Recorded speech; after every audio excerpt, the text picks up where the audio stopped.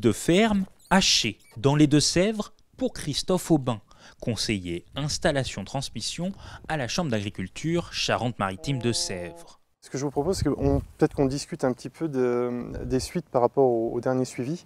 On avait évoqué notamment un certain nombre de choses à faire. Il a une mission bien particulière, permettre la transmission de la ferme d'agriculteurs bientôt en âge de céder leur exploitation à de nouveaux jeunes agriculteurs.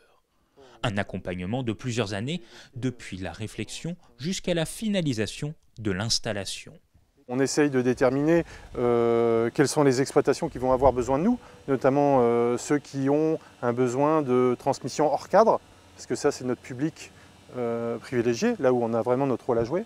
Et ensuite on a la phase proprement dite d'accompagnement pur qui va être dans les dernières années, donc dans les 3-4 ans avant le départ présumé. Voilà. Après, la phase la plus active, ça va être dans la phase effectivement accompagnement, où là on va venir préparer le terrain, c'est-à-dire réaliser des estimations, faire des audits, essayer de faire en sorte que les gens se préparent aussi à recevoir des candidats, et une fois qu'ils les ont, on essaye de faire en sorte de les faire se rencontrer. Une rencontre, c'est ce qu'ont vécu les familles Amiot et Verrier lors d'un speed dating organisé par la Chambre d'agriculture. Car Gilles et Catherine Amiot ont mûrement réfléchi leur transmission depuis déjà plusieurs années. Il faut y penser longtemps à l'avance.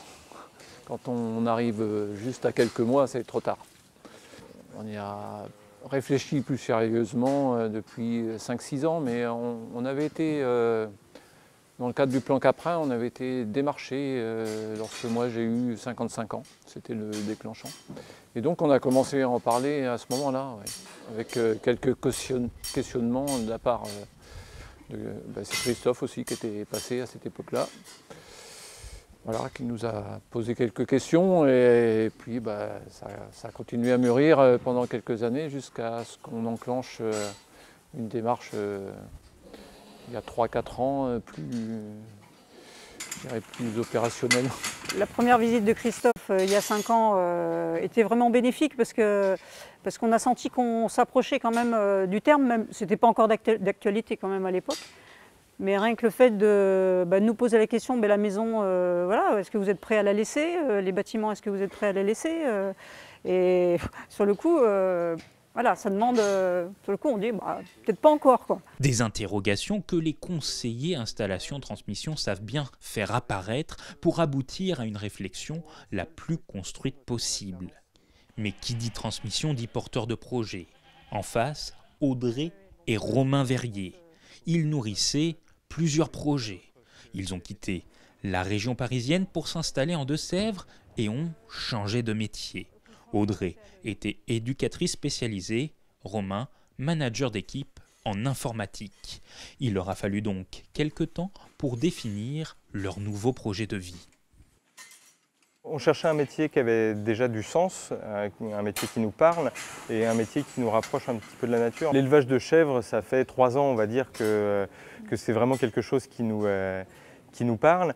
Et donc ça nous a pris du temps déjà de rencontrer des éleveurs, de découvrir ce métier-là parce qu'on n'y connaissait absolument rien. En 9 mois, Romain passe un BPREA, brevet professionnel responsable d'entreprise agricole au lycée agricole de Melle.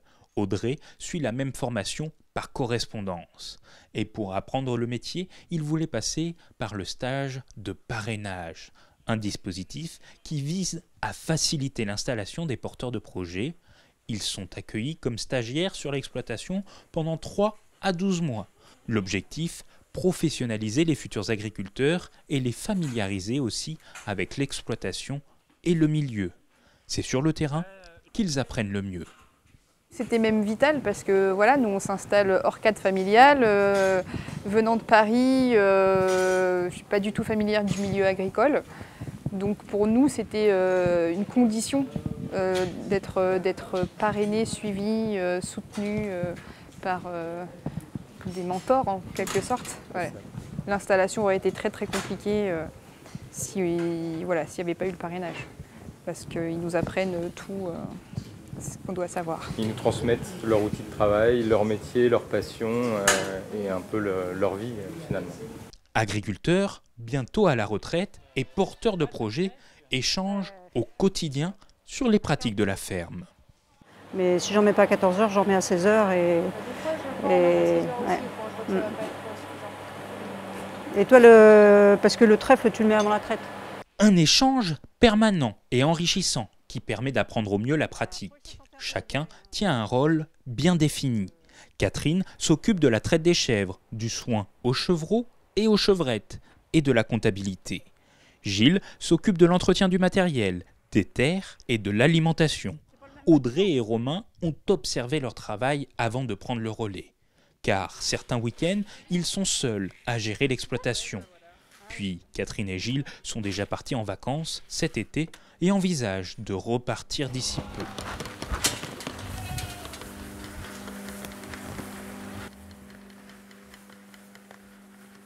Après 34 ans, difficile pour Gilles et Catherine de tourner la page sur une exploitation qu'ils ont construite de leurs mains. Mais eux aussi se sont installés hors cadre familial en 1987, reprenant cette bergerie devenue chèvrerie. Ils connaissent donc les tenants et aboutissants et font confiance à ces porteurs de projets avec qui ils partagent de nombreuses valeurs. Oui, on va céder notre histoire de 35 ans, quoi. La construction de l'exploitation, la rénovation de la maison, le cadre de vie, oui, et l'histoire de la famille dans ce lieu-là. Donc ça, si on s'y met 6 mois avant la date de retraite, on n'est pas prêt. Et donc, on ne transmettra pas. Je crois qu'on a une certaine fierté de ce qu'on a fait. Et que l'idéal, enfin moi dans mon idée, l'idéal c'était de trouver des gens qui aiment ce qu'on ait fait et qui le reprennent tel que. Ce qui n'excluait pas forcément qu'ils évoluent après, en tout cas qu'ils apprécient ce qu'on avait fait, voilà, même s'ils modifiaient des choses, parce que bien sûr ils ont tout à fait le droit de le faire. Et la chance c'est que quand on a rencontré Romain et Audrey, en fait c'est vrai qu'on a eu un très très bon feeling, et que n'étant pas eux du milieu agricole, ils avaient besoin aussi de quelque chose d'un peu rassurant, et ils n'étaient pas prêts à modifier des choses dès le départ. Et on sait qu'ils vont en faire quelque chose de bien, même si c'est différent. Voilà. En Nouvelle-Aquitaine, 120 stages de parrainage se déroulent actuellement. Et ce dispositif fait ses preuves puisqu'il a augmenté de 20% en 2 ans.